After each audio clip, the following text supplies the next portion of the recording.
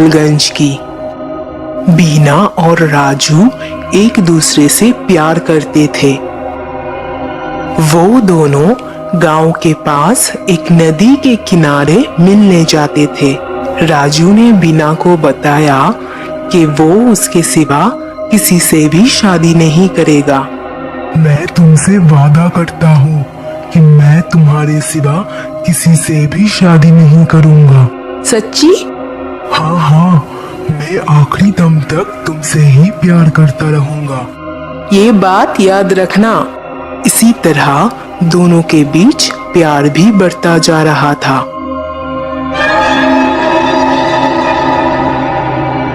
एक दिन अचानक बीना के घर में आग लग गई। बचाओ, कोई मुझे बचाओ, मेरे घर में आग लग गई, कोई मुझे बचाओ। हे भगवान, ये तो अनर्थ हो गया। बीना के घर में आग लग गई। बेचारी बीना, इतनी कम उम्र में उसका ये अंजाम हुआ। लेकिन मरने के बाद भी अपने प्यार के लिए वो चुड़ैल बन के भटकती रहती है। मेरा आशिक कहाँ है? अरे मेरा राजू, तू कहाँ चला गया? मुझसे मिलने क्यों नहीं आता है?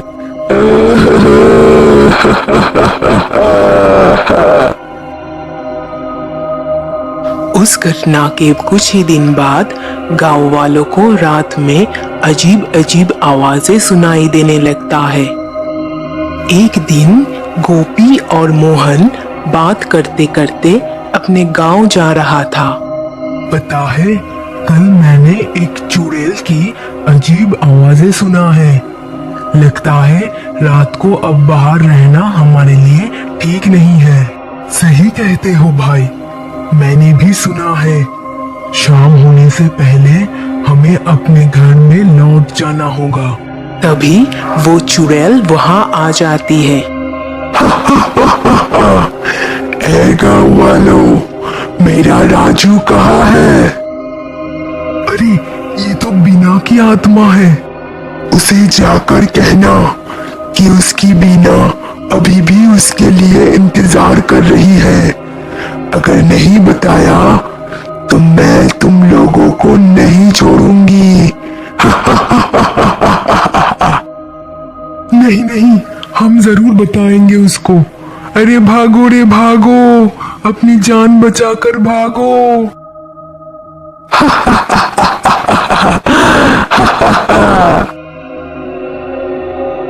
अगले ही दिन गोपी राजू से मिलता है। अरे भाई राजू, तुम्हें पता है रात को बीना चुड़ैल बनके इधर उधर भटकती है। ये क्या बकवास है? नहीं नहीं भाई, ये सच है। कल उसने हमें धमकी दी है कि अगर तुम उससे ना मिलो तो वो हम लोगों को नहीं छोड़ेगा। लगता है पागल हो गए हो तुम सब।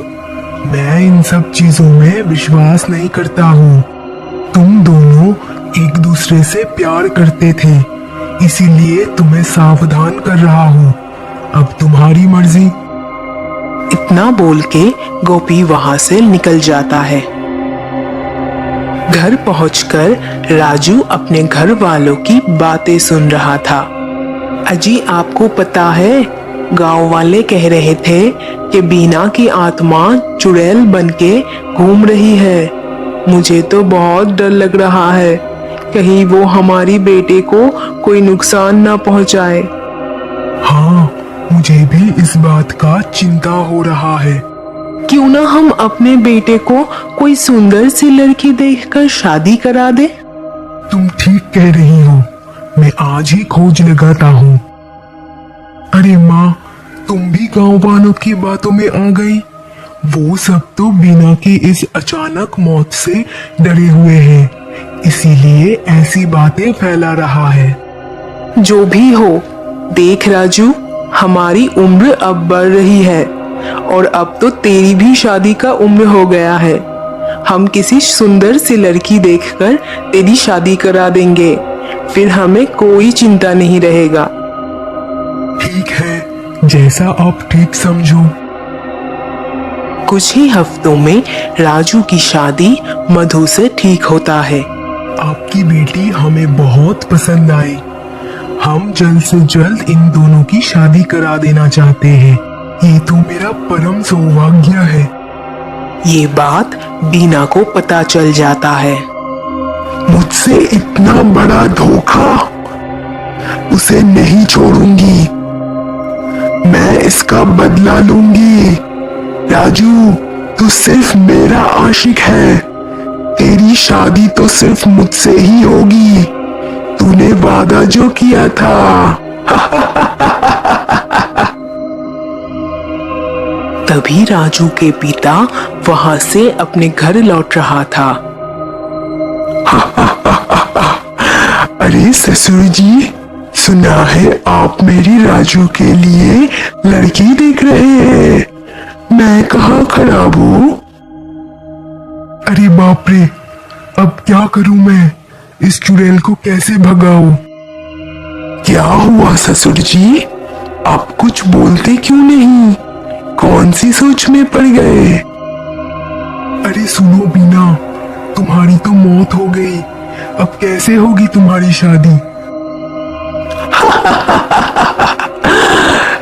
राजू ने मुझसे वादा किया था कि वो मेरे सिवा किसी से भी शादी नहीं करेगा और मैं ये वादा निभा के ही रहूंगी। आप चाहे कोई भी लड़की देख लो, उसकी शादी तो सिर्फ मुझसे ही होगी।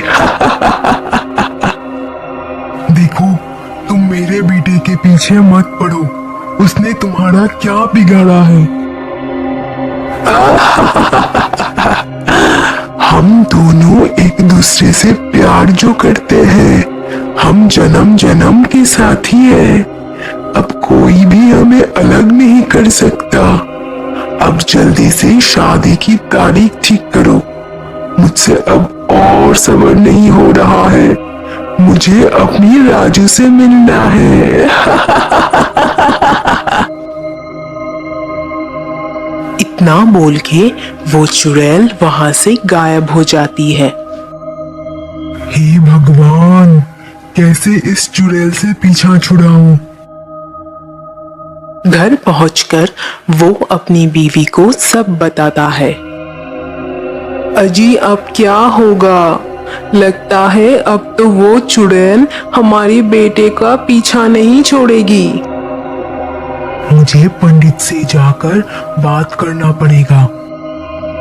अगले ही दिन राजू के पिता पंडित से मिलता है और उन्हें सब कुछ बताता है। गुरुजी, बीना मरने के बाद चुड़ैल बन गई है और मेरी राजू का पीछा नहीं छोड़ रहा है। मैंने उसकी शादी मधु से ठीक किया है, पर वो हमें धमका रही है। अगले हफ्ते को शुभ दिन देखकर हमें उन दोनों की शादी करा देना होगा। फिर अगले हफ्ते को राजू की शादी मधु से हो जाती है। अब तुम दोनों पति पत्नी हो। आज हमारे लिए बहुत खुशी का दिन है। आज से मधु हमारे घर की बेटी है। उस रात जब राजू मधु की घूंघट उठाने गया, तब उसका होश उड़ जाता है।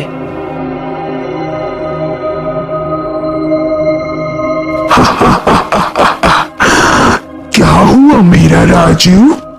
मुझे देखकर इतना चौंक क्यों गया? मैं तो तेरी बीना हूँ। याद है ना, तूने मुझसे वादा किया था। देख, आज मैं तेरी पत्नी बन गई। अब तो हम सच में जन्म जन्म के साथी बन गए। अरे, ये कैसे हो गया? मेरी शादी तो मधु से हुआ था, फिर तुम कैसे आ गई यहाँ? क्यों? मुझे यहाँ देखकर तुझे अच्छा नहीं लगा? शादी के पहले दिन मधु पड़ोसी के घर से अपने घर लौट रही थी। तब मैं उसके सामने आ गई। वो मुझे देखकर बेहोश हो गई और फिर मैं उसके शरीर में चली गई। देखो बीना, तुम मधु को छोड़ दो, उसकी कोई गलती नहीं है। तुम अपनी बदला ले चुकी हो, अब तो तुम्हारी आत्मा को भी शांति मिल गई। ठीक है, मुझे अब तुझसे कोई शिकायत नहीं है। मैं सुबह होते ही उसके शरीर से निकल जाऊंगी। फिर सुबह होते ही बीना की आत्मा मधु के शरीर से निकल जाती है और वो दोनों खुशी खुशी रहने लगता है।